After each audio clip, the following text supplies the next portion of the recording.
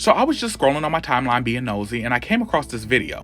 And in the video, this girl was talking about sex magic. I know it's getting spicy, but hear me out. So that triggered a memory I forgot I had about a legit time my friend messed with a demon. And by messed with, she slept with one.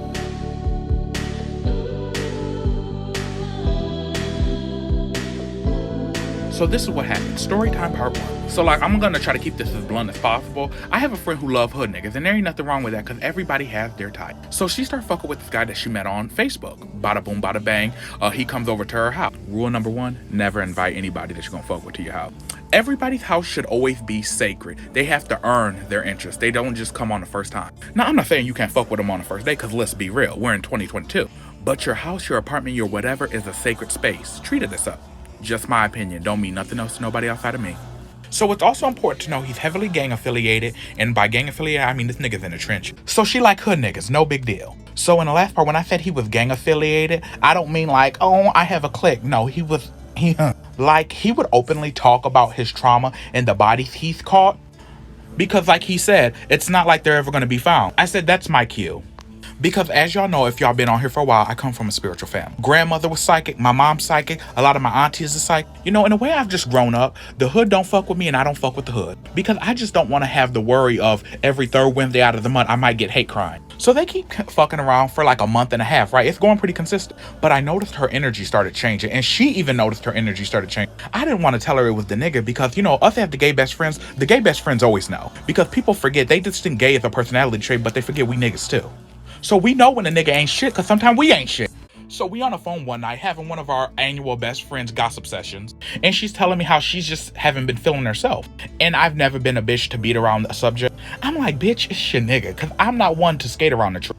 Love her to death, but my girl's like, what do you mean? She's like, what do you mean? I'm like, girl, he said he took bodies and they would never be found. And she's like, so? I'm like, girl, if you grew up in spirituality, if you know, you know that whenever a person takes a life, especially gangbangers or murderers or anybody who takes lives outside of their predestined path that they're supposed to take, those spirits attach to you. Now, I don't know what y'all believe, but that's not my business. All I know is this: whenever you kill somebody, this is just me speaking, and it's not justified, i.e. self-defense, those spirits will attach to you. So that's why when I say a person has bodies, whether you're psychic or not, he has bodies attached to him, whether they're visible to the naked eye or not. And depending on how they die is the darkness they carry.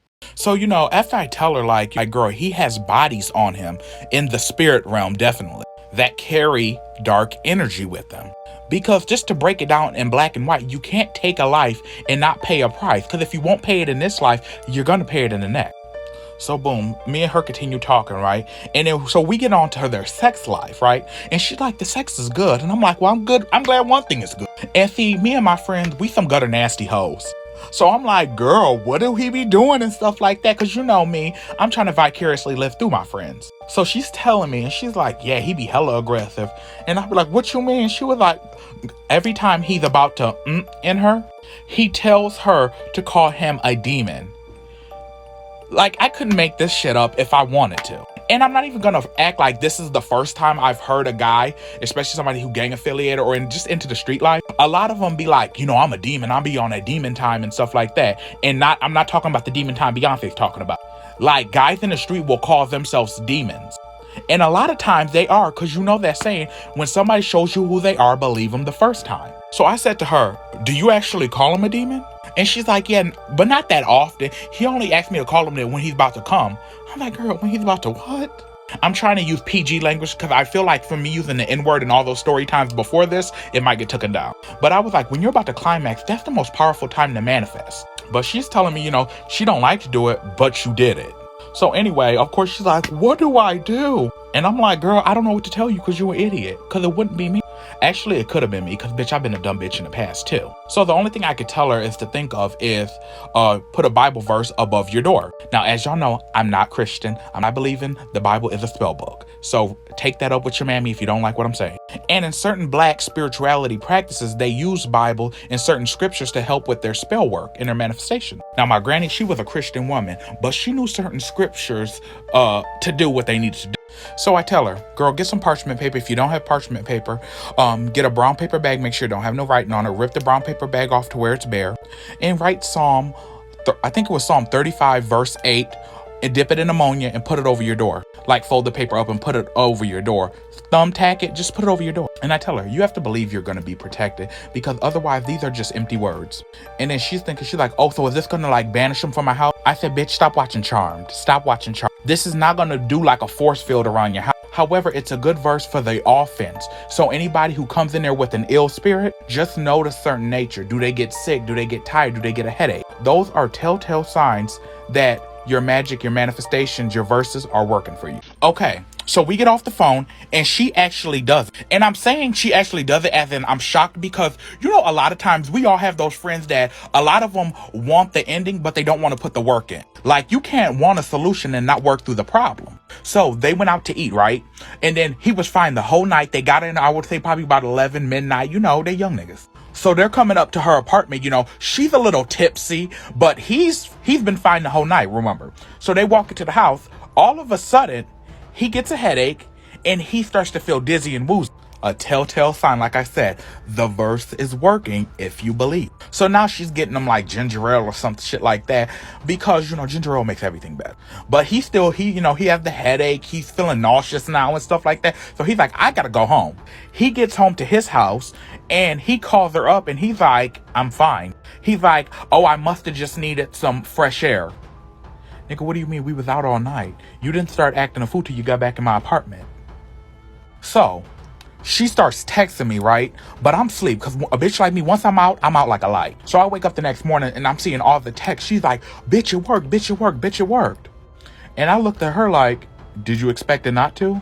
Because, honey, when you believe in anything, honey, anything is possible. And I told her flat out, I was like, girl, I don't know why you're surprised, because it's something you actually wanted and you had the will to make it happen. Because one thing about me, I'm never going to tell somebody to do something that I haven't done for myself. Because as my mama always taught me, I never been the type of bitch to try to convince a hoe to believe something that they already got their mind made up on that doesn't exist. So slowly after a while, you know when you just start to try to alienate yourself from people, so you don't text them as much as you used to, you don't call as much, they started just distancing themselves from each other. And when the guy asked, well, what's up? Why are you acting all distant and stuff like that? She told him, you need to get cleansed. She's like, I'm trying to go on the spiritual path. And she was like, you need to sage, you need to do something. And I was like, girl, I hate when the first thing somebody who's new to spirituality be like, sage. Leave it for the Native American people. Leave it for them. You can use incense, there's hella things, but leave that to the natives. Because what you don't know is sage won't work for everybody.